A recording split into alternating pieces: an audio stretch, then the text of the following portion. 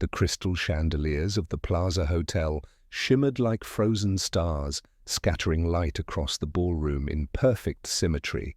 Waiters in black tuxedos moved silently between clusters of New York's elite, their silver trays gliding through the air like well-rehearsed choreography. Champagne flutes chimed, laughter rang out like polished bells, and the scent of lilies mingled with the faintest note of expensive perfume. Adelaide Dawson stood at the top of the grand staircase, her hands resting lightly on the gilded railing, surveying the crowd below with a detached elegance. Her ivory gown clung to her figure with the kind of perfection that cost more than most people's annual salaries.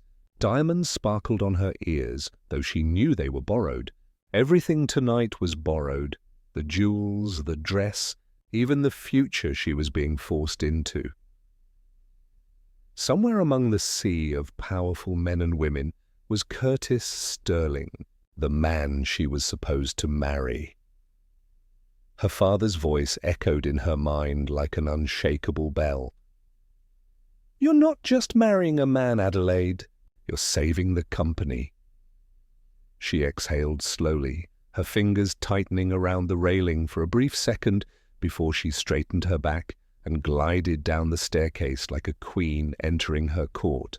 Her heels clicked rhythmically against the marble floor, announcing her arrival. Heads turned. Whispers followed. She was used to it. And then she saw him. Curtis Sterling stood near the far end of the ballroom, perfectly composed in a black tailored suit. He was surrounded by men twice his age who listened when he spoke. His presence was quiet but commanding, the kind of authority that didn't need to be declared. Dark hair combed back, steel-grey eyes that missed nothing, a jawline that looked like it was carved to intimidate. He didn't smile. He didn't need to. Their eyes met across the room, a collision of two worlds. Hers, fragile but calculated. His, immovable and cold. When he approached, the crowd seemed to part without being asked. He extended his hand not like a lover, but like a man sealing a deal. "Adelaide," he said, his voice low and precise. "We should talk." She placed her hand in his. It was warm, firm, the grip of a man who always got what he wanted. They stepped through a side door, leaving the golden glow of the ballroom behind for the cool night air of the balcony. Manhattan stretched below them, glittering, alive, indifferent. Curtis leaned against the stone balustrade, hands in his pockets, eyes fixed on her. "Let's be honest," he began, no preamble. "Neither of us is here for romance." She tilted her head slightly, her expression composed. "Then what are we here for, Mr. Sterling?" He smirked, not kindly. "For 2 years, you will play the role of my wife. We will appear together at events, maintain the perfect image. After that, we'll divorce. No strings, no mess. You get what you need." "I get what I need." His words were crisp, efficient, like clauses in a contract. Adelaide held his gaze. She had known this was coming. She'd studied him, read about him, memorized his reputation. Curtis Sterling didn't do love stories. He closed deals. But she wasn't a naive girl walking into a lion's den. She was here to negotiate. "And what exactly do I get, Mr. Sterling?" she asked softly, a hint of challenge in her tone. He raised an eyebrow, intrigued despite himself. "A secured future, financial stability for your family, a lifestyle most people can only dream of." Adelaide let out a quiet laugh, not mocking, but knowing. "You make it sound like a merger." "It is," he replied without hesitation. For a heartbeat, the only sound was the hum of the city below and the distant echo of music from the ballroom. The wind toyed with a loose strand of her hair, and he watched it with unsettling focus. She took a small step closer, the hem of her gown whispering across the marble. "Then I want my terms," she said, her voice steady. "I want legal protection, independence, my own career untouched. And if we're putting on a show, I get a say in the script." Curtis didn't smile, but something flickered in his eyes. Respect, perhaps. She wasn't what he expected. "Fine," he said after a pause. "You'll have your terms. But once this starts, Adelaide, you'll be in my world. And my world doesn't tolerate mistakes." She met his stare without flinching. "Then I guess you'll have to keep up with me." Mr. Sterling, for the first time that evening, the corners of his mouth curved, not a smile, but something dangerously close. Below them, the ballroom roared back to life. But up here, beneath the night sky, two people had just made a deal that would change everything. Not with love, not with promises, but with strategy, calculation, and the spark of something neither of them would admit to feeling. The morning sun spilled across the sleek skyline of Manhattan, bathing the glass towers in a soft, golden hue. Down below, the streets pulsed with their usual rhythm, taxis honking, business people rushing with coffee in hand, tourists craning their necks toward the towering buildings. Amid the city's ceaseless hum, Adelaide Monroe adjusted the strap of her worn leather bag and stepped out of the crowded subway station. She wasn't supposed to be here. Not in this part of the city, not in a district where polished marble lobbies and black town cars ruled the sidewalks. But desperation had a way of pushing people into places they didn't belong. Adelaide had woken up that morning with just enough money to cover her rent, but not enough to make it through the rest of the month. The small diner she worked at had suddenly shut down 2 weeks ago, leaving her scrambling for income.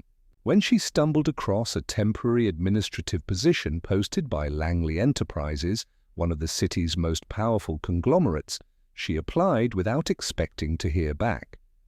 And yet, here she was, standing in front of a skyscraper so tall it seemed to scrape the clouds, with a folded email in her trembling hand, instructing her to report for a same-day interview. Inside, the lobby felt like a cathedral of modern wealth. Glass walls framed panoramic views of the city. The floor gleamed so perfectly she could see her reflection in it. Employees moved like clockwork, each step purposeful, each conversation clipped and efficient. Adelaide tugged at the hem of her modest blouse, feeling suddenly out of place.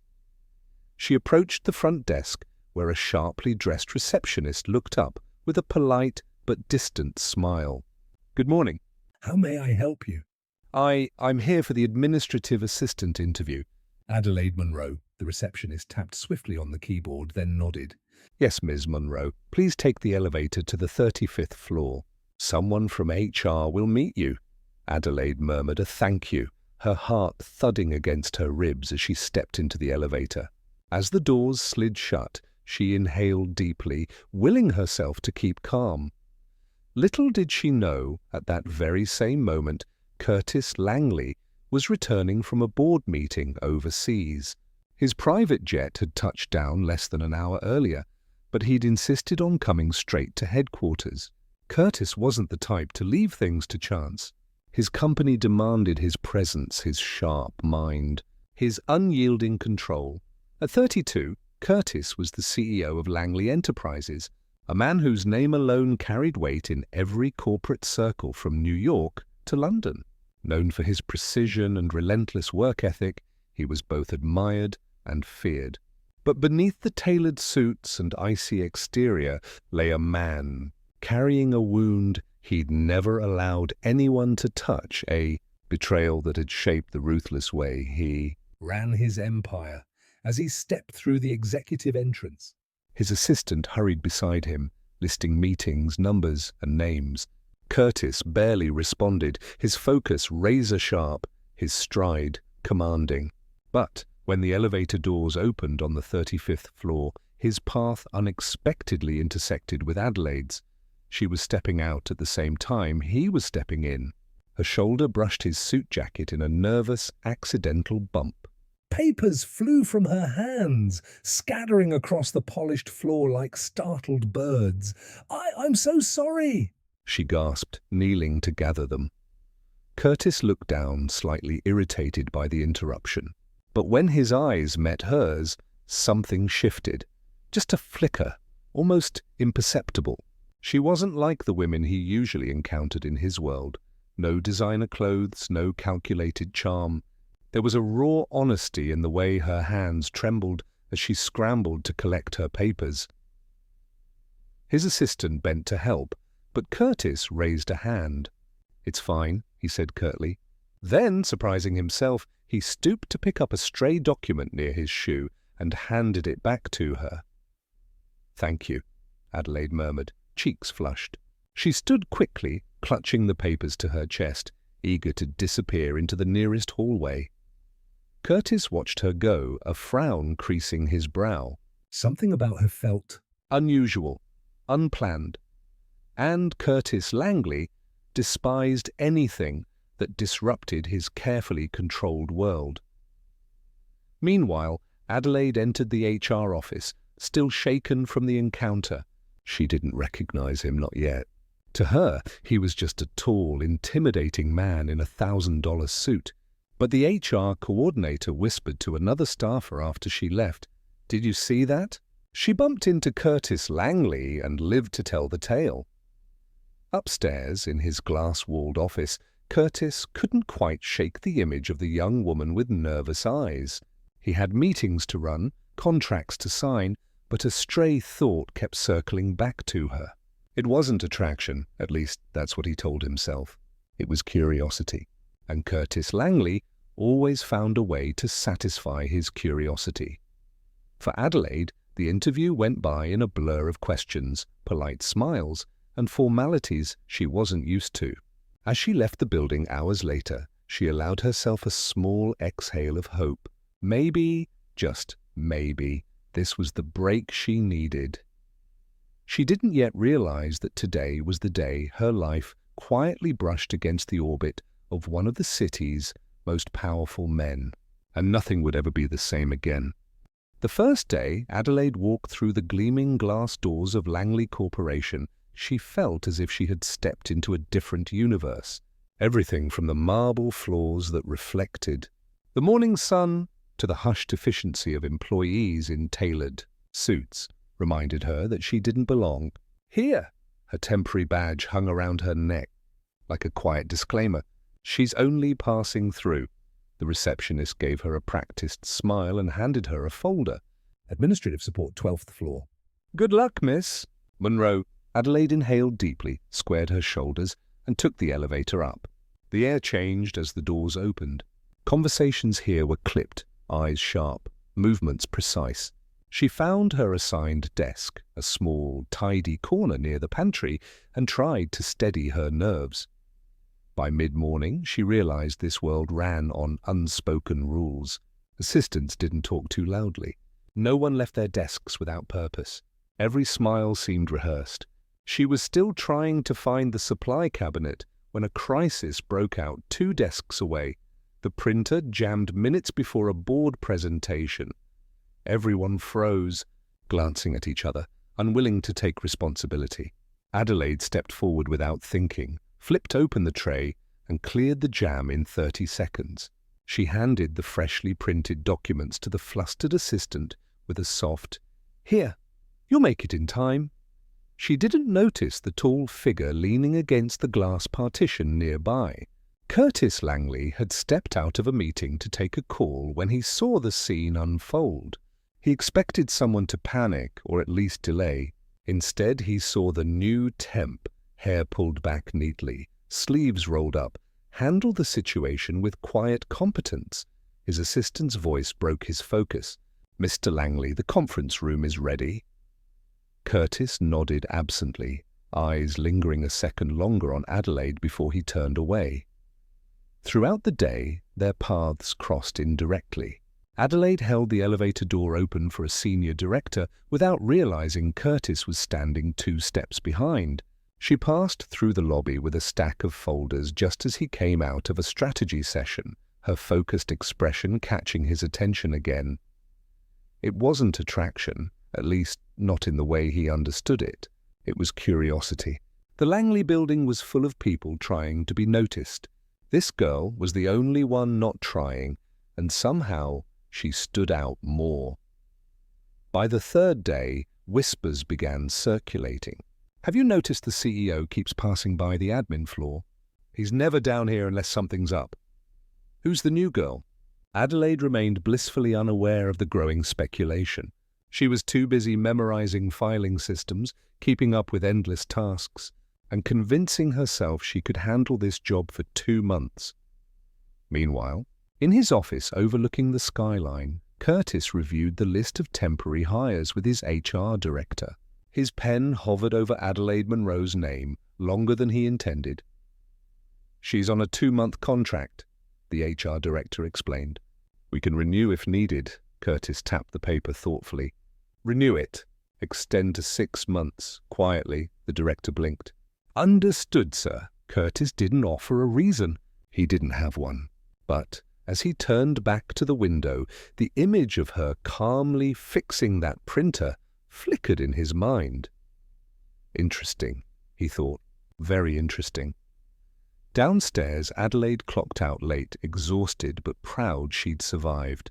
She didn't know that somewhere on the top floor, the CEO had just made a silent decision that would keep her in his world far longer than she ever expected. The Langley estate was less of a house and more of a statement. Set on the outskirts of the city, surrounded by manicured hedges and stone fountains imported from Italy, the mansion stood like a modern fortress, imposing, immaculate, and utterly foreign to Adelaide. Her suitcase wheels rattled against the marble driveway as the butler opened the massive double doors.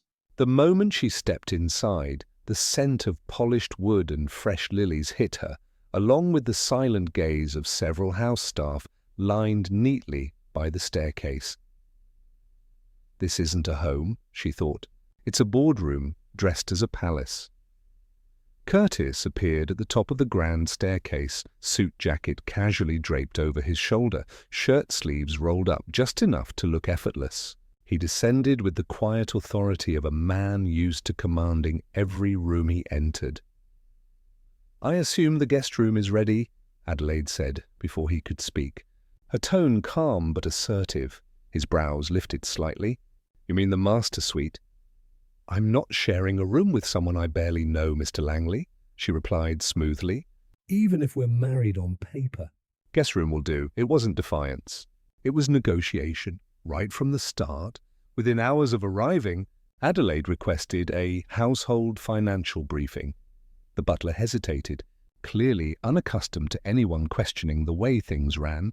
Curtis observed silently from his armchair as Adelaide sat at the long dining table, flipping through account summaries and expense reports as if she had done it her whole life. "These numbers are impressive," she remarked, tapping a line of monthly expenditures. "But I'll need administrative access to the household accounts. If I'm expected to play the role of Mrs. Langley, I need visibility and control. Otherwise, this arrangement doesn't make sense." Curtis's eyes narrowed. "You realize you're not running a department here, Adelaide?" She met his gaze evenly. "On the contrary, Mr. Langley, running a household like this is like running a department, and I don't work without a clear structure." A flicker of amusement tugged at his mouth. She wasn't intimidated. Most people in his orbit either flattered him or feared him. This woman simply negotiated like an equal. By the next day, she had implemented what she called operational KPIs for her new role. Weekly budget reports, event scheduling protocols, a chain of command for staff requests. The housekeeper nearly fainted when Adelaide handed her a color-coded spreadsheet. "She's reorganizing the mansion," whispered one maid to another. "She's either brave or crazy," came the reply. Curtis, from his study, watched the unfolding quiet revolution. She wasn't meddling, she was managing. And the strangest part was, everything started running more smoothly, but his pride refused to yield completely. One evening, when Adelaide requested the password for a secondary household account, he deliberately delayed giving it to her. She knocked on his office door 10 minutes later, holding 2 reconciled reports. "You're $3,000 over budget in miscellaneous expenditures," she said, matter-of-factly. "If you're hiding something, at least be organized about it." Curtis leaned back in his leather chair, a slow smile spreading. "You're unbelievable." "No," she countered, eyes bright with quiet confidence. I'm efficient. For the first time since signing their marriage contract, Curtis realized this arrangement wasn't going to be a quiet coexistence. It was going to be a chess match, and she had just made her opening move. The Langley mansion settled into a new rhythm over the following week, though calling it settled was generous. It was more like two generals drawing invisible battle lines inside a single palace. Adelaide had claimed the breakfast nook by the east window as her domain. Every morning, precisely at 7:30, she appeared in silk pajamas, hair tied up in a loose bun, laptop open, reviewing household reports as if she were CFO of a domestic empire. Curtis, used to having the entire dining hall to himself, found her presence intrusive, but also strangely entertaining. One Tuesday morning, he entered the kitchen in his usual crisp white shirt, no tie, sleeves rolled. He poured himself a black coffee, glanced at her spreadsheets and deadpanned. "Are you auditing my fridge now?" She didn't look up. Considering the amount of caviar that went missing last week, someone should. He raised a brow. "You're accusing me of mismanaging caviar." "I'm accusing someone," she replied sweetly. "And since you're the only one with a penchant for midnight snacks and expensive taste, the math checks out." The butler standing nearby coughed to hide a laugh. Curtis shot him a warning glance before turning back to her. "You do realize this is my house," he said, leaning against the counter. Adelaide finally looked up, her eyes sharp but playful. "And I'm the one keeping it from descending into chaos. Think of me as—" Quality control. The verbal sparring didn't stop at breakfast. At a charity gala that week, Adelaide effortlessly charmed a room full of socialites who usually clung to Curtis's every word. When an older donor asked how she was adjusting to life at Langley Mansion, she smiled and said, "It's like running a Fortune 500 company, except the shareholders are poodles and the board meetings happen over toast." Curtis overheard and nearly choked on his champagne. Later that night, when they returned home, he confronted her in the foyer. "You're enjoying this far too much." "Enjoying what?" she asked innocently, hanging her coat. "Turning my life into a comedy show." She tilted her head. "You're the one who hired the wrong actress, then." "I improvise." Curtis exhaled, caught between annoyance and reluctant amusement. No one talked to him like this, not his board members, not his family, not the women he'd dated. Adelaide's irreverence should have grated on him. Instead, it kept him on his toes. Their nightly check-ins became another battleground. She insisted on reviewing social calendars, budgets, and logistics with him at the end of each day. At first, he resisted giving curt answers, but as days passed, he found himself waiting for those moments, drawn not to the reports, but to the rhythm of their banter. One evening, she presented him with a 3-point efficiency plan for their upcoming charity tour. "You're treating this like a military operation," he remarked dryly. She smirked. "You run your boardroom with spreadsheets." "I run this house with strategy." He stared at her across the table, realizing he couldn't remember the last time someone had challenged him so cleverly. All made him laugh without trying. As Adelaide left the room, humming to herself, Curtis caught his reflection in the darkened window. Brows relaxed, mouth curved into a faint smile. He froze. When was the last time I smiled like that? The thought lingered long after she'd gone upstairs, unsettling him more than he cared to admit. The Langley ballroom shimmered like a scene from a modern fairy tale. Chandeliers spilled golden light over polished marble floors, champagne flowed freely, and a soft quartet played in the corner. Curtis thrived in settings like this, elegant, controlled, predictable. Adelaide, on the other hand, viewed it as another strategic battlefield. Tonight's gala was hosted by the Langley Foundation, and for the first time since their contract marriage, Adelaide stood by Curtis's side in public as Mrs. Langley. Her gown was midnight blue silk, simple but perfectly tailored, the kind that turned heads not because it screamed for attention, but because it fit her like destiny. "Smile." Curtis murmured as cameras flashed. "I am," she replied smoothly through her practiced social grin. "This is my I'm pretending to enjoy this face."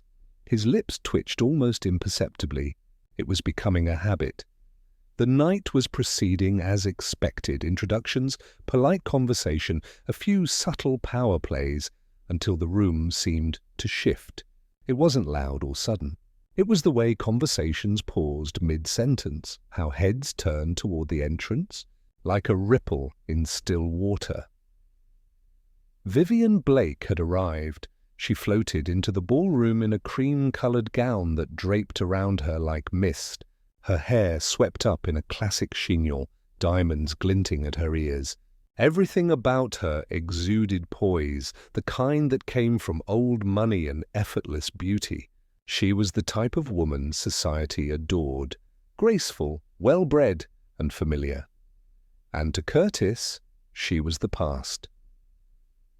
"Curtis," she greeted softly, her voice like silk sliding over glass. "It's been a while." He froze for half a second, just long enough for Adelaide to catch it.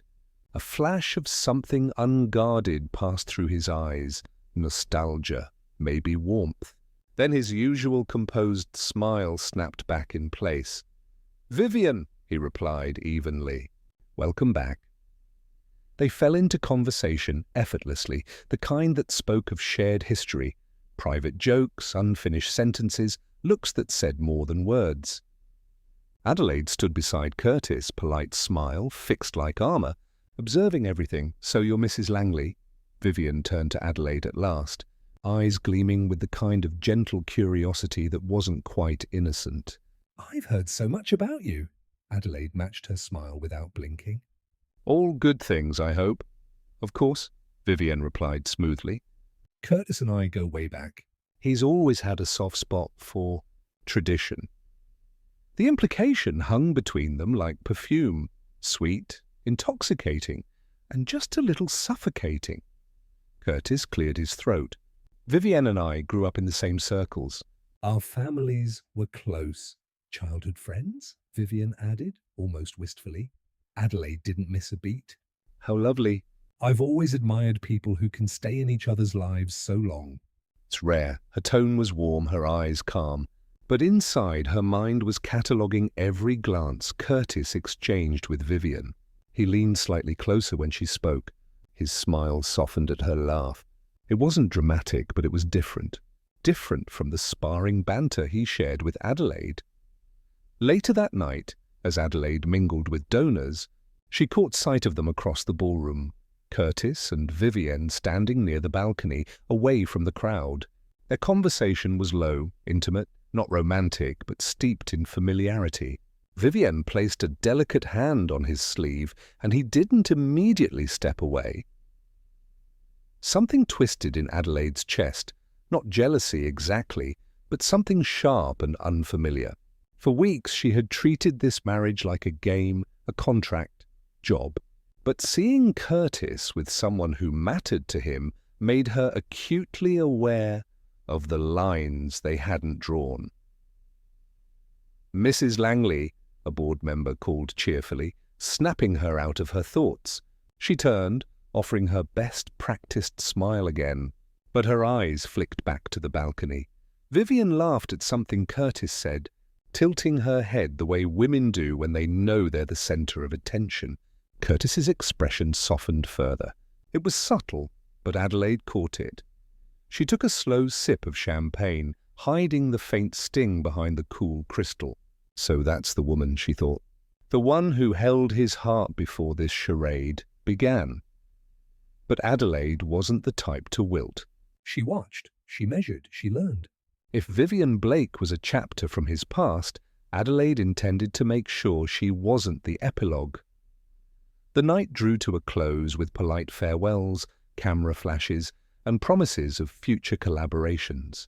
As guests began to leave, Adelaide saw Curtis escort Vivian toward the exit.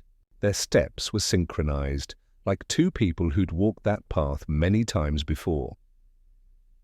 She stayed back, observing from the top of the staircase. For the first time since she entered Langley Mansion, She felt a flicker of something unplanned, an emotional crack in her carefully constructed detachment. Curtis lingered at the doorway a moment longer than necessary as Vivienne left. Adelaide saw it all, and in that quiet space between their gazes, she realized this contract marriage was about to get a lot more complicated. Adelaide found Vivienne Blake 2 days after the gala, not by accident but by design. She had read the social columns, tracked Vivienne's latest line through fashion blogs, and listened to how the designer's name had threaded through conversations at the Sterling Foundation event. There was an elegance to Vivienne, an old money ease that read as both advantage and vulnerability. Adelaide believed in converting advantages into leverage. Vivienne was at her atelier in Soho, a compact space where sketches draped like maps along one wall and a dress form stood by a window. The door opened before Adelaide could knock. Vivienne's assistant, briefed and curious, admitted her with a measured smile. Vivienne rose from her workspace as if she had been expecting company of either degree, welcome or war. "You have a proposal for me," Vivienne said quietly as Adelaide entered, not offering a chair so the visitor could stand or leave as she pleased. Adelaide folded her hands calmly.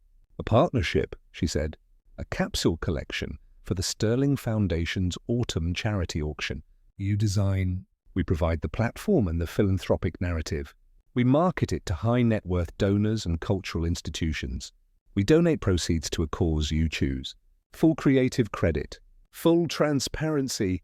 Vivienne's eyes narrowed slightly, searching the line between PR and sincerity. "You speak plainly," she observed, the tone neither warm nor hostile. Adelaide smiled without teeth.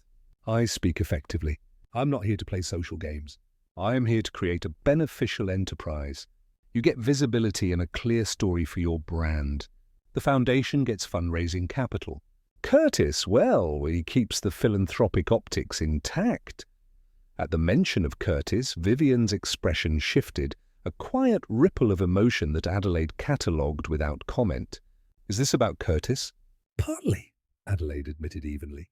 "Partly about the foundation's autumn campaign, partly about you, partly about me." She paused. "Mostly about making something meaningful out of people's attention." Vivienne's laugh was soft, incredulous. "And you want me to team up with the woman who is, according to gossip, the reason he's back in public life?" Adelaide didn't flinch. "I want your expertise. I want your aesthetic in front of donors who will open their checkbooks. I want you to control the creative message. If your brand benefits, that should be the headline." Silence filled the atelier like a held breath. Vivienne paced slowly to a sketch table and retrieved a folded piece of paper, an initial design, the lines still raw. She regarded it with a tenderness that became apparent to Adelaide. It was the work of someone who loved the craft more than the lights. "Why should I trust you?" Vivienne asked finally. "You're new to this world. You have the house, the title, the resources. I have the designs. I also have past." Adelaide approached, standing the polite distance a woman in Vivienne's tier of society expected. "Because I move differently. I see what the press sees and what donors respond to. I will not overshadow you publicly. We will define a clear narrative. Vivienne Blake, ex-Sterling Foundation. You will be the face of the collection. We will coordinate all press releases, and I will personally ensure the foundation channels profits exactly as promised. Publicity, credibility, and a platform. I offer you that, and I ask only for partnership, not for sentiment." Vivienne studied Adelaide's face for a long moment, as though measuring the sincerity in the set of her jaw, the steadiness of her eyes. Then she said, almost as if to herself, "In my world, offers like this come with strings." Another look. "What strings?" "No strings that interfere with your control," Adelaide answered. "Legal terms that guarantee your creative autonomy. Legal confirmation that the funds will be allocated as specified. Public acknowledgement that the project is yours. No shadow credits." That's all. There was a rustle, the sound of a woman letting a threat dissolve. Vivienne's shoulders eased. In her tone, Adelaide heard the calculation of a professional who had been betrayed before, but not yet weary of opportunity. "You're practical," Vivian said, "and dangerously organized." "Dangerously enough to make money for a cause," Adelaide replied. They negotiated the particulars for an hour, ceding and claiming minor points like two skilled chess players trading pawns for position. Adelaide insisted on the timeline and the messaging, a staged reveal at an intimate trustees' dinner, followed by a public auction and a tasteful photos spread that emphasized design and charity over gossip. Vivienne insisted on creative control and a clause that forbade any use of romantic narrative in promotional materials. Adelaide accepted, and Vivienne agreed to a revenue split that favored the foundation but guaranteed a minimum payment to the designer, an olive branch, and an investment in her brand. Throughout the meeting, Curtis watched from a distance, not physically present in the atelier, but through the alert on his phone that pinged him with the time and the address. He'd been doing his own rounds when he saw the meeting schedule pop up. Sterling Foundation, Vivian Blake meeting. He told himself not to care, that he was trustee and host. But when he stepped into his study that afternoon, he found his image in the dark window and imagined them together, two women negotiating in his name. He wasn't present when the cursory handshake took place, but later, when the press teaser went out, a tasteful black-and-white photograph of Vivian's sketch next to Adelaide's neat signature, his stomach tightened in a way no balance sheet ever had. The teaser was subtle. Vivian Blake X Sterling Foundation, an evening of design and philanthropy. It arrived as a whisper to the cultural pages, enough to ignite curiosity and speculation, but carefully framed by Adelaide's stipulations. Creative control reserved to the designer, proceeds benefiting the Children's Health Initiative, controlled reveal at trustees' dinner. The language protected Vivian and positioned Adelaide as the organizer. The reaction was immediate and, predictably, noisy. Opinion pieces praised the foundation's sophistication. Fashion blogs dissected Vivian's previous seasons and promised a renaissance. Social feeds swelled with photos of the atelier's sketches. The rumor mill, hungry as ever, added its seasoning, quiet nods to collaboration, loud suggestions of motives. Somewhere on an industry forum, a commenter sneered, "Is Mrs. Sterling staging a PR coup?" Curtis read the headlines on his phone that evening, while the Sterling mansion hummed with quiet staff activity. The rational part of his brain acknowledged the benefits: money for a cause, a polished campaign, a delighted board. The less rational part, older, private, prickly, felt something else: displacement. It wasn't infidelity, it was influence. He watched Adelaide across the screen in that black-and-white teaser, poised, composed, and felt, with an odd clarity, the dangerous talent that came not from charm, but from governance. She had taken a potential threat and turned it into a channel that ran through her. He understood the brilliance of it, and he resented it in equal measure. He put the phone down and stood looking out over Manhattan, feeling unusually small in a house that was meant to make others feel small. Down in Soho, Vivian tucked the signed agreement into a drawer, the paper a promise and a challenge. She had won a platform. Adelaide had won an ally, and for the first time since the gala, the three of them were no longer actors in discrete parts. They were players in a small, complicated world with shifting alliances. The game had changed.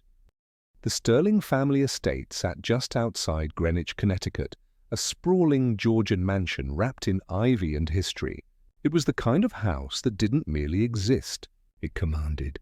Built 3 generations ago by Curtis's grandfather, it had hosted senators, diplomats, and scandalous soirees behind its white columns and pristine lawns. It was also the one place Curtis rarely brought anyone. The drive-up was quiet. Adelaide sat in the back seat of the sleek black town car, her posture straight, her gaze fixed on the avenue of elms lining the long driveway. She had read the public records on the Sterlings, memorized the family's philanthropic involvements, even brushed up on polo terminology after a late-night Wikipedia spiral. But she wasn't nervous. She was prepared. Curtis, seated beside her, had been unusually silent since they'd left Manhattan. The crispness of his tailored suit mirrored the tension in his jaw. "You don't have to impress them," he said finally, his tone detached. She glanced at him, amused. That's reassuring, coming from a man who's bracing like we're about to face a Senate hearing. "They can be intense," he admitted. "Especially my mother." "Good," she replied calmly, smoothing a non-existent wrinkle on her skirt. "I prefer clarity over fake smiles." The car stopped in front of the grand entrance. A butler in a dark suit opened the door with military precision. Adelaide stepped out first, the wind catching her silk trench as she tilted her head up toward the imposing facade. She'd walked into corporate boardrooms, into hostile negotiations, but this, she thought with a flicker of excitement, was a theatre, and she'd come to play her part flawlessly. Inside, the grand foyer smelled faintly of polished wood and old roses. Portraits of long-dead Sterlings lined the walls. Stern men, elegant women, all gazing down with the quiet arrogance of legacy. "Curtis," came a cool, poised voice from the top of the staircase. His mother descended with the grace of someone who had spent a lifetime being observed. Margaret Sterling was immaculate. Navy dress, pearls, hair in a chignon that hadn't changed in 20 years. She looked at Adelaide the way one might assess a painting, with curiosity and caution. "Mother," Curtis greeted, his voice clipped but respectful. Margaret's eyes landed on Adelaide. "So, the new Mrs. Sterling?" She smiled, but it didn't quite reach her eyes. Adelaide stepped forward, offering her hand. "Adelaide Sterling. Thank you for having me." Margaret shook it lightly, then turned to her son. "Your father's in the library." "He's waiting." The library was a cavernous room lined with leather-bound books, hunting trophies, and the faint smell of cigar smoke. Henry Sterling sat in an armchair by the fireplace, spectacles perched on his nose, reading the Wall Street Journal. He didn't rise when they entered. He simply folded the paper and regarded Adelaide with the polite detachment of a man who'd chaired more than one board meeting. "So," he said, after the introductions, "you're the one who convinced my son to sign a marriage contract." Curtis stiffened. "Dad!" Adelaide raised a hand, gently intercepting. "Yes," she said evenly, "though convince might be generous. We negotiated." Henry's lips twitched, the ghost of a smile. "Honest." "I like that." The questioning began over afternoon tea in the drawing room. Margaret's inquiries were delivered with surgical precision. Where was Adelaide educated? What were her parents' occupations? Did she have philanthropic experience? How did she feel about managing a household with staff larger than some companies? Adelaide answered each question with grace, occasionally adding a light touch of humor to disarm the sharp edges. "I studied economics at Columbia," she said. "My father runs a logistics firm. My mother manages the books. I grew up balancing profit and practicality." When Margaret asked about the household staff, Adelaide smiled. "I've seen corporate mergers smoother than some households." But structure, clear communication, and mutual respect go a long way. Curtis watched from the opposite sofa, arms crossed, expecting at least one stumble. But she didn't falter. If anything, she seemed to enjoy the chess match. At dinner, the entire family gathered, parents, a few cousins, and an aunt who whispered gossip like oxygen. Adelaide was seated beside Henry across from Margaret. The table stretched long and gleaming, crystal catching the chandelier light. It was the kind of setting meant to intimidate newcomers. Midway through the main course, Henry asked, "Tell me, Adelaide, what do you make of Sterling Foundation's current allocation strategy?" Curtis's fork paused mid-air. That question was meant to unsettle. Henry had thrown it at CEOs before. Adelaide didn't blink. "The Foundation's doing meaningful work," she said, setting down her glass. "But its communication strategy is outdated. There's a gap between financial reports and donor engagement. The Vivian Blake collaboration is a step in the right direction. It modernizes the image without compromising integrity. The table went silent for a beat. Henry leaned back slowly, studying her as though seeing something new. Margaret's expression was unreadable, but one of the cousins murmured, "She's got a point." Even Curtis couldn't hide his surprise. He'd expected her to survive the dinner, not command it. By dessert, the tone had shifted. Margaret still held her guarded poise, but there was less frost behind her words. Henry laughed twice, real laughter, and asked Adelaide whether she played bridge. She didn't, but promised to learn. When the butler poured port, Henry raised his glass subtly in her direction, a sterling patriarch's version of approval. Later, as the guests dispersed, Curtis and Adelaide stepped onto the terrace. The night air was crisp, the gardens below perfectly trimmed. For a moment neither spoke. "You were—" Curtis began, searching for the right word. "Impressive." She turned toward him, one eyebrow arched. "Were you expecting me to faint at the first question?"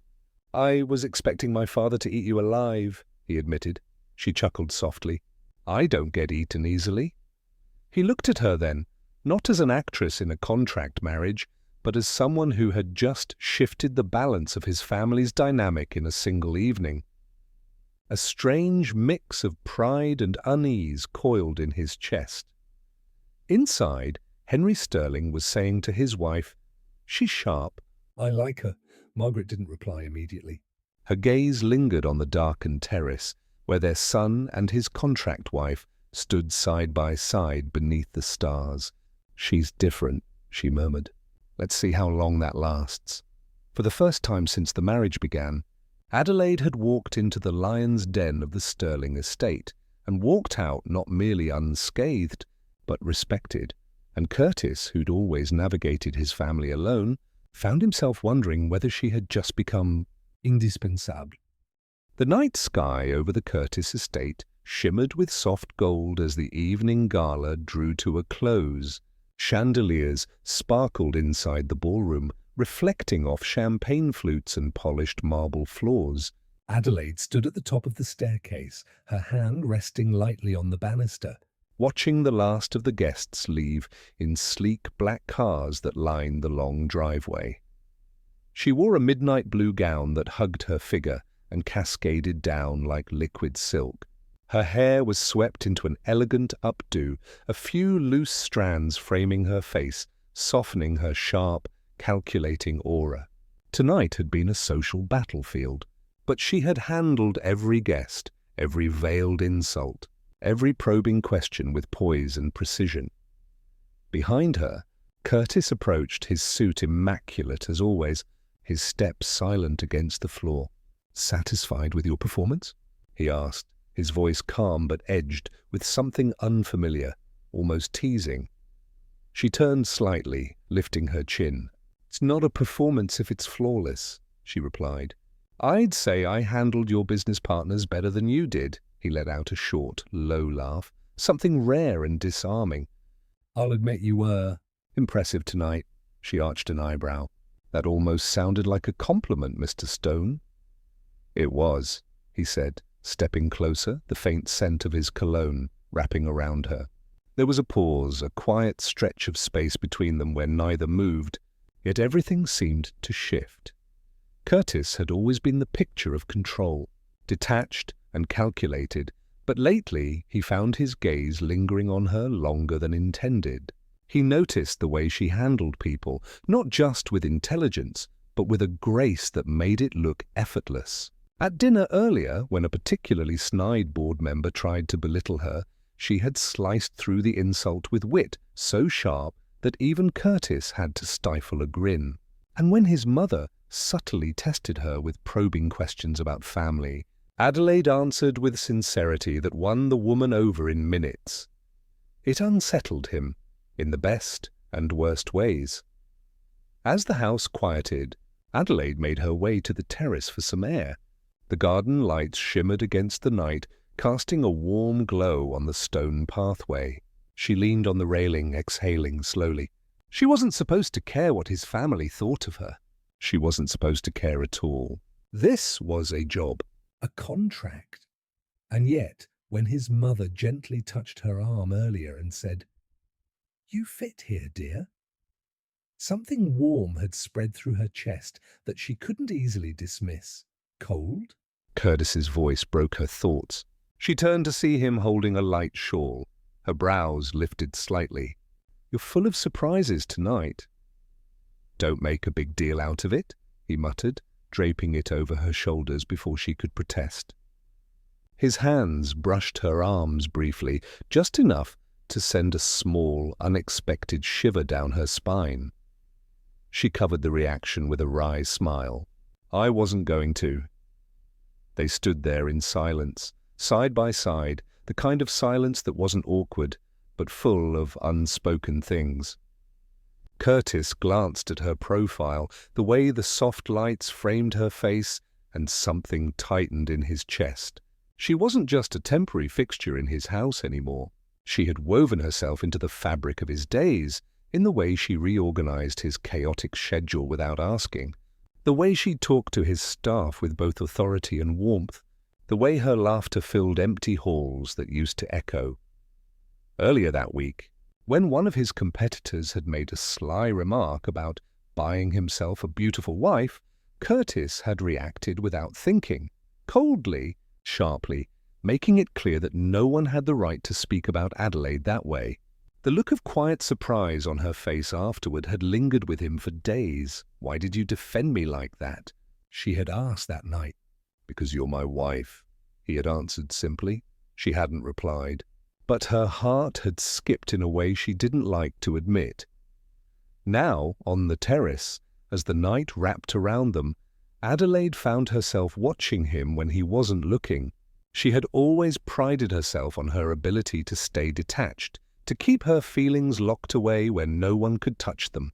But Curtis's quiet gestures, his mother's approving smile, the way he stood just slightly closer than necessary, were starting to chip away at her defenses. "You're awfully quiet," he said after a while. She shrugged lightly. "Just thinking." "About what?" She hesitated, then deflected with a small smirk. "About how exhausting it is to keep up with your family's expectations." His lips curved faintly. "You didn't just keep up, you outshone them," she blinked. "Did you just compliment me twice in one night? Are you feeling okay?" He exhaled through his nose, half amused, half exasperated. "Don't push it." But his eyes softened as they met hers, and for a fleeting second, it felt like the world narrowed to just the two of them, the cold, calculating CEO and the sharp-tongued woman who had unexpectedly carved out a place in his life. She looked away first, her heart pounding faster than she liked. "This isn't part of the deal," she reminded herself. "You're here for the money." "For your freedom. Don't get carried away." But as he reached out, almost instinctively, to tuck a stray strand of hair behind her ear, the warmth of his touch made it harder to hold on to that thought. The first signs of trouble came on a Monday morning, grey skies, sharp winds, and a string of urgent calls that broke the fragile calm in the Stone household. Adelaide was seated in the breakfast room, dressed in a crisp ivory blouse, scanning through financial reports for her marketing startup. The company had been steadily growing, thanks in part to her strategic mind and Curtis's silent support in the background. But when her assistant's frantic voice came through the phone, her blood ran cold. "Adelaide, it's bad. Someone leaked documents, confidential strategy decks, client lists. The board's calling an emergency meeting in 30 minutes. Her fork clattered onto the plate. "Leaked by who?" "They're saying it's you." The words hit like a slap. She froze for only a second before forcing herself into motion, grabbing her blazer and laptop bag. Curtis appeared at the doorway, freshly dressed in a tailored black suit, his presence as composed as ever. "Something wrong?" She didn't look at him as she gathered her things. "Work. Emergency. I have to go." His gaze followed her movements sharply, catching the tremor in her hands. "Adelaide!" She stopped briefly, meeting his eyes. "It's nothing I can't handle." But as she drove through the city, her mind raced. Her company's data was stored behind multiple layers of security. She had personally overseen it. If something had leaked, it wasn't an accident. By the time she entered the boardroom, chaos had already taken root. A dozen pairs of accusing eyes turned toward her. On the screen at the front, headlines flashed. Insider leak scandal hits rising marketing firm. CEO Adelaide Munro under investigation for corporate sabotage. The chairman slammed a folder on the table. Explain this. Inside were printed email threads, emails she had never written, offering company secrets to a rival firm in exchange for money. The signatures were forged, but the evidence was damning enough to sow doubt. I didn't write these, she said firmly. Someone is framing me. Convenient, one of the board members muttered. Right after we secured the biggest client in our history. I've devoted everything to this company, she shot back, her calm fraying at the edges. You know me better than this. But doubt had already crept in like smoke. Curtis received the news a few hours later in his glass-walled office downtown. His assistant handed him a tablet with the headline. His expression remained unreadable, but a flicker of something, concern, passed through his eyes. He had always respected Adelaide's intelligence, but seeing her name splashed across media outlets like a criminal made something visceral tighten in his chest. Should we release a statement distancing the Stone Group from this scandal? His PR manager asked. He didn't answer immediately. As CEO, his instinct was to protect the company's interests first. But this wasn't just any CEO in trouble. This was Adelaide. His wife. Not yet, he said finally, his voice low. Schedule a meeting with her legal team. I want full details by tonight. Back at her office, the storm only worsened. Reporters crowded the lobby, shouting questions as she walked through with her head held high, her heels clicking against the polished floor. Her employees whispered in corners. Trusted partners hesitated to meet her gaze. She had faced skepticism before, but never betrayal. Adelaide, her CFO whispered as they slipped into her office. They're calling for your suspension until this is cleared. Her breath caught, but she forced out, Fine, let them. But I'm not going down for something I didn't do. When the door opened again, she expected another board member. Instead, Curtis walked in. The room seemed still. He exuded quiet authority in a dark suit, his presence filling the space. Her team members straightened instinctively. What are you doing here? She asked, surprised. I heard about the situation, he replied simply. His eyes swept the room, then landed on her. I'm here to help. I don't need, she began. Yes, you do, he cut in, not harshly, but with a certainty that made everyone else fall silent. He stepped closer, lowering his voice so only she could hear. You're being targeted. Whoever did this is good, but they're not smarter than us. Something in his tone made the knot in her chest loosen, just a little. He spent the next few hours with her legal and tech teams, dissecting the evidence. His strategic mind clicked into place like a machine. Where others saw forged emails, he saw patterns, inconsistencies in metadata, subtle traces of manipulation. Adelaide watched him work, focused, decisive, protective, and it stirred something unfamiliar in her. When a rival executive called her, pretending to offer sympathy, Curtis intercepted the call, his voice ice cold. You'll regret making this move, he said, before hanging up. By the end of the day, his PR team released an official statement, not distancing themselves, but standing beside her. The Stone Group stands firmly with Mrs. Adelaide Munro during this investigation. We are confident the truth will prevail. The gesture shook the media cycle.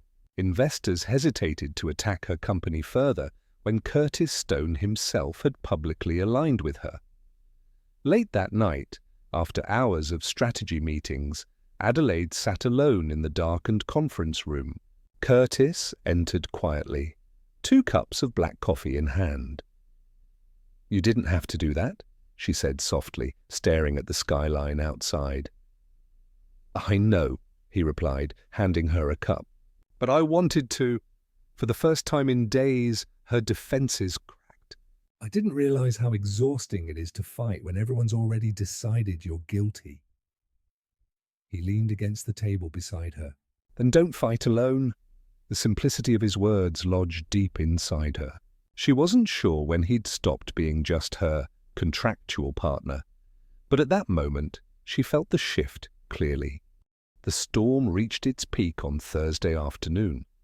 Outside the headquarters of Adelaide's company, a wall of reporters blocked the entrance, flashing cameras like a relentless barrage. Online, rumors multiplied by the hour, some questioning her integrity, others speculating that Curtis was pulling strings behind the scenes. But inside the boardroom, a different storm was brewing, one Adelaide and Curtis had decided to face together. Adelaide stood at the head of the long mahogany table, her laptop open, eyes sharp and steady. Curtis sat beside her, his usual air of authority now sharpened with a colder edge. Across from them were the company's executives, legal team, and a handful of shareholders, all waiting for answers. "Before we begin," Adelaide said, her voice clear and unwavering, "I'd like to present the findings of our internal investigation." Curtis tapped a button on the remote, and the screen at the front lit up with a timeline. "This," he began, his voice calm but lethal, "is the metadata from the so-called leaked emails. Notice the discrepancies. Timestamps don't match the company's server logs. More importantly, the IP addresses trace back to an external device registered to a name you might recognize." He clicked again. A name appeared in bold: Evelyn Hart. A murmur swept through the room. Adelaide kept her expression neutral, though inside, her pulse spiked. Evelyn Hart, the elegant, poised woman who had once held Curtis's heart. The white moonlight everyone thought was untouchable. "She was recently hired as a consultant on one of our campaigns," Adelaide explained, folding her arms. "She had temporary access to sensitive data. Just enough to plant forged emails and cover her tracks, almost." Curtis leaned forward slightly, his gaze cutting through the room. She underestimated who she was dealing with the following morning. Curtis's security team tracked Evelyn to a high-profile charity luncheon downtown. The venue was dripping in luxury, crystal chandeliers, white tablecloths, and guests dressed in designer attire. Evelyn stood at the center, surrounded by society's elite, her smile graceful, confident.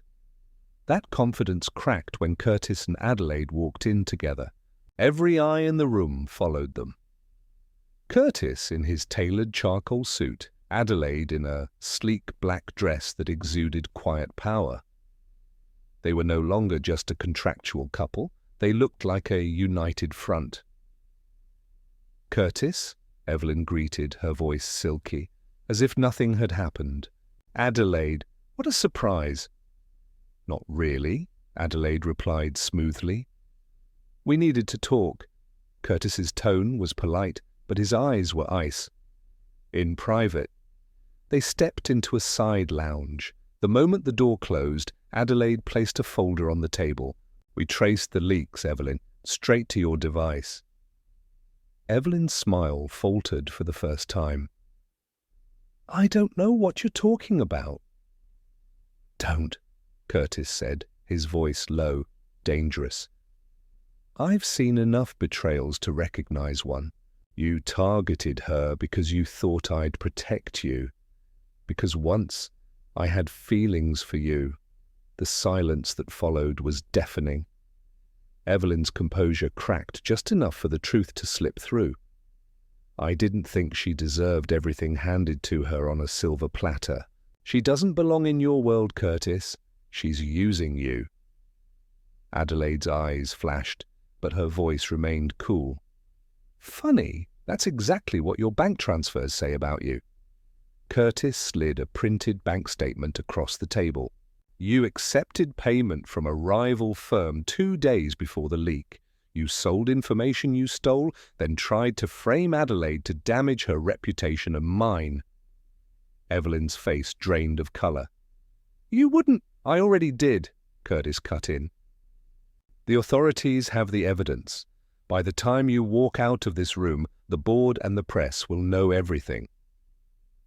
Her hands trembled. For the first time, she looked small, cornered. Curtis, please. He didn't flinch. You made your choice. The fallout was immediate. Within hours, Evelyn's name trended across every major news platform, not as a socialite, but as the mastermind behind corporate sabotage. The rival company that had paid her was exposed and faced legal repercussions. Curtis held a joint press conference with Adelaide that evening. Reporters crowded the hall as cameras clicked furiously. Today's findings have made one thing clear, Curtis said, standing tall beside Adelaide. Mrs. Adelaide Munro was the target of a calculated attack. She has acted with integrity throughout this ordeal, and I stand by her completely. Adelaide took the microphone next, her poise flawless. The truth always finds its way to the surface. I'm grateful to those who stood by me and to those who doubted. I hope this serves as a reminder not to underestimate me. The crowd erupted in questions, flashes, noise, but between Curtis and Adelaide there was a quiet, steady energy. A shared victory. Later that night, the house was silent, except for the faint hum of the city outside. Adelaide sat on the couch, shoes kicked off, exhaustion finally seeping in. Curtis entered with 2 glasses of wine, handing her one without a word. She accepted it, looking at him with a mixture of disbelief and gratitude. You didn't have to do all of this. I know, he replied softly. But I wanted to. For the first time there was no teasing between them, just honesty. She held his gaze longer than usual. Thank you. Curtis sat beside her, close enough that their shoulders brushed. You're stronger than you think, Adelaide. But even the strongest people deserve someone in their corner. Her chest tightened unexpectedly. She had always prided herself on standing alone, but tonight she realized she hadn't been alone at all. The autumn gala at the Grand Regent Hotel was the kind of night New York's elite lived for. Crystal chandeliers hung like frozen constellations, casting soft light over a sea of designer gowns and tailored tuxedos. Waiters glided between clusters of guests with trays of champagne, the air buzzing with ambition and whispers. Adelaide stood near the marble staircase, her dark green silk gown hugging her slender frame. She'd spent the afternoon rehearsing how to navigate the event. Smile for the cameras, make polite conversation, stand by Curtis's side as the perfect contract wife. But as the night wore on, something in the air felt off. Curtis had been pulled away almost immediately after their arrival. Investors, partners, board members, they all swarmed around him. Normally, Adelaide didn't mind. Their arrangement was business, after all. But tonight she felt a subtle shift, a tension she couldn't name. Then she saw her, Vivienne. The woman floated through the ballroom like a ghost from Curtis's past. Wrapped in a white satin gown, every movement calculated, every smile sharpened like glass. Whispers spread through the crowd the moment she entered. Her return to New York after months abroad had already made headlines, but no one expected her to make her comeback here, at Curtis's arm. And that was exactly what happened. Vivienne approached Curtis with effortless confidence, leaning in just close enough to make the cameras click. Curtis's posture stiffened for a brief second. Adelaide saw it. But then he composed himself, offering Vivienne the same polite nod he'd give to any guest. The media, of course, didn't care about subtleties. Flashbulbs erupted. In the crowd, It looked like two lovers reunited. Adelaide's fingers tightened around her champagne glass. A storm brewed quietly inside her chest. She told herself it didn't matter. She wasn't his real wife. She wasn't supposed to care. But as Vivian touched Curtis's arm, laughing softly, that fragile wall crumbled a little more. "Looks like someone's reclaiming her throne," whispered a socialite nearby. Adelaide forced a smile and turned away. But her escape was short-lived. Vivian was a master strategist. Within minutes, she maneuvered Curtis and herself toward the stage for a surprise announcement to the press. The MC, clearly tipped off, invited them up as the power duo who once stole New York's heart. Curtis's jaw tensed. He clearly hadn't planned this. But the cameras were everywhere, the eyes of the elite pinned on him. Adelaide stood frozen in the crowd, every flash of light carving the scene deeper into her mind. Curtis standing beside Vivian under the chandeliers, microphones thrust toward them, journalists murmuring. Vivian leaned closer to the microphone. "It feels wonderful to be back," she purred. "And even more wonderful to stand next to someone who's always been special to me." A collective murmur rippled through the ballroom. Curtis took a step forward, ready to speak, probably to set boundaries. But Vivian was faster. She slipped her arm through his and held it there like a claim. The photographers went wild. Adelaide felt the blood drain from her face. She knew, logically, that Vivian was playing a game. She'd seen enough of these power plays to recognize one. But her heart didn't care for logic anymore, because somewhere between their shared breakfasts, late-night arguments, and his quiet, unexpected kindness, she'd started to care. Curtis's eyes scanned the crowd, searching for her. Their gazes met across the sea of glittering gowns and tuxedos. For a split second, something raw flickered in his eyes. Panic, maybe? Regret? But Adelaide turned away. She walked out of the ballroom before anyone could see the tears welling up. Minutes later, Curtis found her on the terrace, the cool autumn wind brushing her shoulders. "Adelaide," he began, his voice strained. "Don't!" She cut him off sharply, spinning around. Her eyes glistened in the moonlight. "You don't owe me an explanation. This is exactly what it's supposed to be, right? A contract." "An arrangement." "It's not what it looked like," he insisted, stepping closer. She laughed, bitter and quiet. "That's the problem, Curtis. I don't even know what it is anymore." The silence that followed was heavy. For the first time, Curtis looked like he didn't have an answer. Adelaide straightened her back. Her voice softened, but her resolve didn't waver. "Maybe it's time we end this, before I become just another casualty of your world." She walked away, leaving Curtis alone on the terrace, the city skyline stretching cold and indifferent behind him. The city was quiet in that strange way it only became after midnight, when the noise faded, but the lights kept burning, as if New York itself refused to sleep. Adelaide stood on the rooftop of her apartment building, wrapped in a soft wool coat. Her fingers brushed against the railing, cold metal grounding her as the chaos of the gala replayed over and over in her mind. Vivian's calculated smile, the flashbulbs, Curtis's silence, her own retreat. She hated how much it had hurt.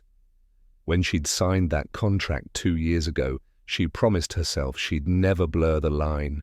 She'd be clever, composed, untouchable.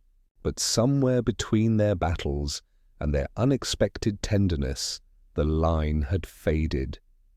The elevator dinged softly behind her. She didn't have to turn around to know who it was. "Adelaide," Curtis's voice broke through the wind, rougher than usual. Almost unsure, she stayed silent, staring at the skyline. He walked closer, his footsteps hesitant on the concrete. When he finally stopped beside her, there was no mask of the cold CEO, no practiced control.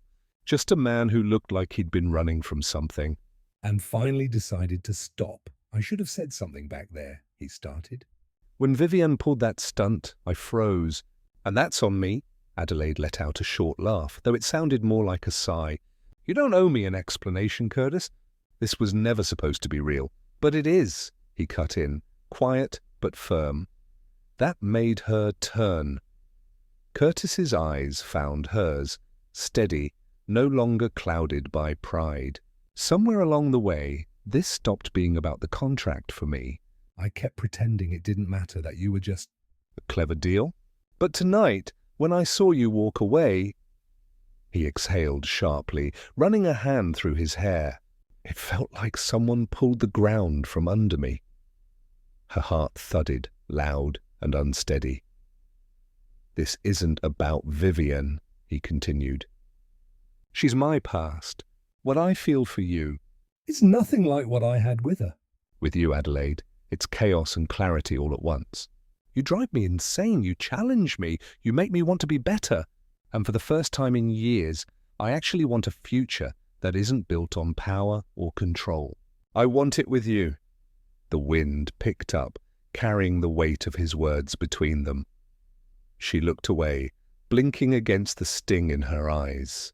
Curtis, I don't want to be someone you choose just because the contract's ending and you got used to me. His response was immediate. This isn't habit. It's love. The word hung there, raw, unpolished. Adelaide felt the world tilt slightly. Curtis had always been composed, calculating. Hearing him say that word with no hesitation, no strategy, unraveled something deep inside her. Curtis reached into his coat pocket and pulled out a small velvet box, not the one from their wedding day. That ring had been cold, transactional. This box was plain, worn, like it had been carried for days. I bought this weeks ago, he said, opening it slowly. Inside was a simple gold band, elegant but warm. I didn't know how to say any of this.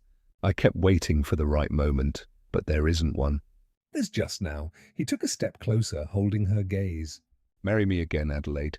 But this time, no contracts. No timelines. Just us, her breath hitched. The world around them fell silent. No cars, no city noise, just the sound of her heartbeat. She thought about the woman she was when this all started. Sharp, guarded, practical. She'd entered this marriage like a chess match, prepared to win or walk away unscathed. But Curtis had changed her, not by rescuing her, but by standing beside her, clashing with her. Learning with her, and somewhere along the line, she had fallen in love with him too. Tears slipped down her cheeks, but she was smiling through them. Curtis. Her voice trembled, but it carried something new. Certainty. Yes. Curtis's shoulders dropped with a breath he didn't know he was holding. He slid the ring onto her finger, his hands steady for the first time that night. As he pulled her into his arms, the city stretched out beneath them, endless and bright. There were still challenges ahead, people to face, businesses to run, a marriage to build without the crutch of a contract. But for once, none of that scared her. They stood there for a long time, holding each other against the cool night air. Two people who had started with a transaction and found something real. The wind carried her soft whisper against his chest. No more contracts. He smiled into her hair. Only love.